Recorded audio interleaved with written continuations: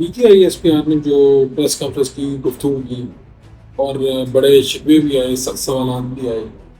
میں چند ایک سوالات اور پھر اس کے بعد پاکستان تحریک صاحب کے ریئیکشن کی طرف جا رہا ہوں۔ پہلی بات تو یہ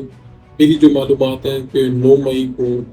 سرکاری سطح پہ اس انداز سے منایا جائے گا کہ اس کو ہمیشہ یاد رکھا جائے۔ دوسری بات یہ کہ پاکستان آرمی کی طرف سے جو موقف سامنے آیا ہے اس سے تو یہی لگتا ہے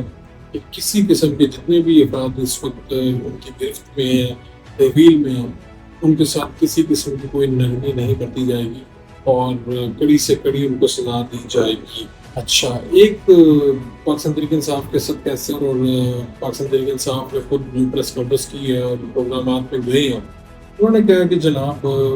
جوڈیشل کمیشن میں اس سے پہلے بھی مطالبہ کر چکا ہوں۔ اس سوال کا جواب آیا، جواب یہ ہے کہ اگر ہم کمیشن بناتے ہیں جوڈیشل کمیشن تو پھر ہم اس بات پہ بھی بنائیں گے کہ 2014 کے دھرنوں کے پیچھے کون تھا،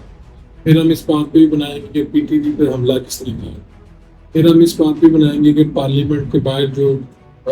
ساری دھینگا مشتی ہوئی تھی، شلواریں لوگوں نے لٹکائی تھی، وہ کون تھی، پھر اس بات پہ بھی بنے گا کہ آئی ایم ایف کو خط کس نے لکھا تھا اور یہ باتیں کہاں سے ہوئی تھی کہ ملک بے شک دیوالیہ ہوتا ہو جائے لیکن پیسے نہیں آنے چاہیے، اور ایک پوری چارج شیٹ ہے۔ وہ ساری باتیں پاکستان تحریک انصاف کی طرف بڑھتی ہیں۔ اگر ایسا کچھ ہو تو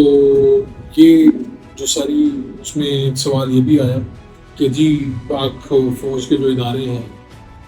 این ایل سی اور باقی دیگر فوجی فرٹیلائزر کی، یہ ٹیکس وغیرہ اور اس کے حوالے سے بڑا آتا ہے سامنے۔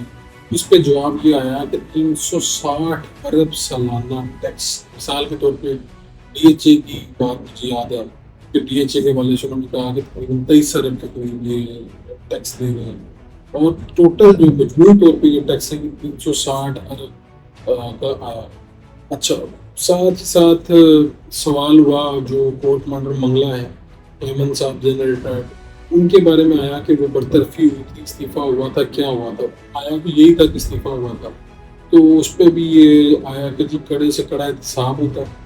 دوسری بات یہ ہے کہ جو جتنا سینئر ہے ادھر اتنا ہی پاک فوج سخت وہاں پہ پیش آتی ہے، تو یعنی انہوں نے اسپیسیفک وہ تو نہیں کہا کہ ان کے ساتھ کیا ہوا تھا، لیکن جو جواب ہے اس جواب سے یہی لگتا ہے کہ جو کچھ تجزیہ کار کہتے بھی ہیں کہ ان کے کچھ رابطے پاکستان تحریک انصاف سے اور اس طرح سے کہیں پہ معلوم پڑے، تو اس حوالے سے جب ان کا جواب آیا ڈی جی صاحب کا تو اس سے تو یہی معلوم ہوتا تھا کہ جیسے وہ صرف ایک استعفیٰ نہیں تھا، اس کے پیچھے کوئی لمبی کہانی ہے۔ اچھا، اسی طرح یہ بھی کہا گیا ہے کہ ہم اپنا احتساب خود کریں۔ جنرل فیض کا سوال آیا، جنرل ریٹائرڈ فیض اور اس سوسائٹی کا سوال آیا جو معاملہ چل رہا ہے۔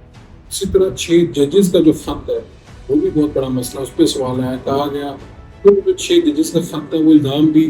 کہیں نہ کہیں پاک فوج کی آگے جو ایجنسیاں اور خفیہ ادارے ان پہ آ رہا ہے، وہ کہا گیا کہ یہ معاملہ عدالت میں اس پر کمیٹ نہیں کریں گے۔ پاکستان جو ہے اپنے اڈے امریکہ کو دے رہا ہے یا امریکہ ان کے اڈے استعمال کرے گا ہوائی، یہ سوال ہے۔ اس کے اوپر اس پریس کانفرنس کے فوری بعد پاکستان تحریک انصاف کی پریس کانفرنس آئی جس سے میں نے شاید نہیں دیکھ سکا لیکن مجھے اس سے دیکھنا پڑا۔ اس میں رؤف حسن صاحب تھے، ان کے ساتھ ملاقات تھی۔ رؤف حسن صاحب نے تو بڑی سخت باتیں کی، میں عام طور پہ ایسی پریس کانفرنس نہیں دیکھتا کیونکہ اس میں کام کی باتیں ہوتی اور ویسٹیج آف ٹائم ہوتا، اور اسی طرح کی وہ سخت باتیں کرتے ہیں اور ایسے لگا کہ جیسے وہ عام رؤف حسن نہیں ہو۔ ان کے ساتھ نعیم پنجوتا تھے، پنجوتا تھے، وہ کچھ وکلا بیٹھے ہوئے تھے۔ ریفر کیا نعیم پنجوتا نے اس ایونٹ کی طرف کہ ہم تو شکر ادا کرتے ہیں جو میرے پاس ویڈیو آئی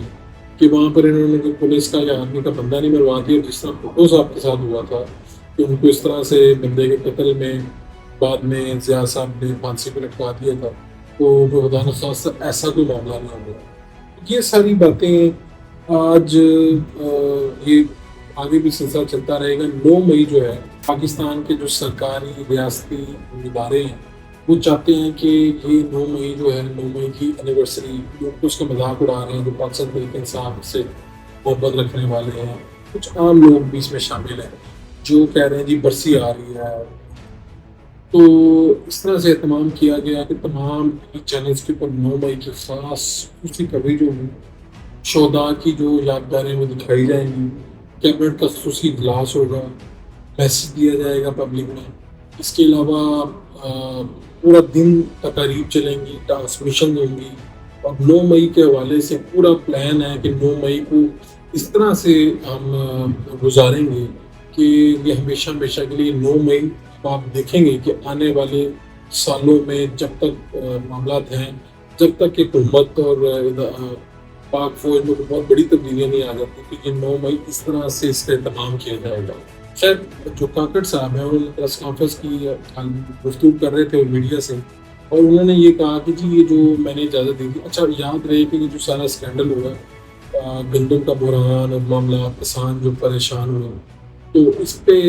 کو لوگ اسکینڈل کہہ رہے ہیں. میں بحران اس لیے کہہ رہا ہوں، یہ حکومت کا پہلا بحران ہے، اور یہ بھی حکومت کو بنے ہوئے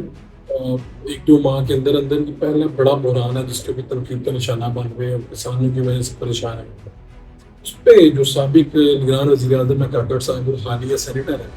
انہوں نے یہ کہا کہ میں نے وہ چونکہ اس منسٹری کے انچارج تھے جو یہ اجازت دیتی ہے، یعنی فوڈ سیکیورٹی کی منسٹری، انہیں کے پاس تھی. انہوں نے یہ کہا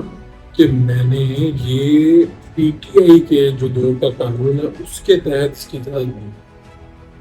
یہ بھی دلچسپ بات ہے کہ انہوں نے یہ بات بھی کہا کہ جی اگر تو یہ قانون تھا،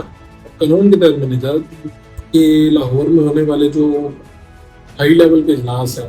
جس میں نواز شریف صاحب موجود تھے، پھر ان کے پاس رپورٹ آئی اور ان کے یہاں ایک بے چینی پائی جاتی ہے. وہ یہ چاہتے ہیں کہ کاکڑ صاحب ہو یا کوئی بھی ہو، اس معاملے میں اس بندے کا نشاندہی ہو،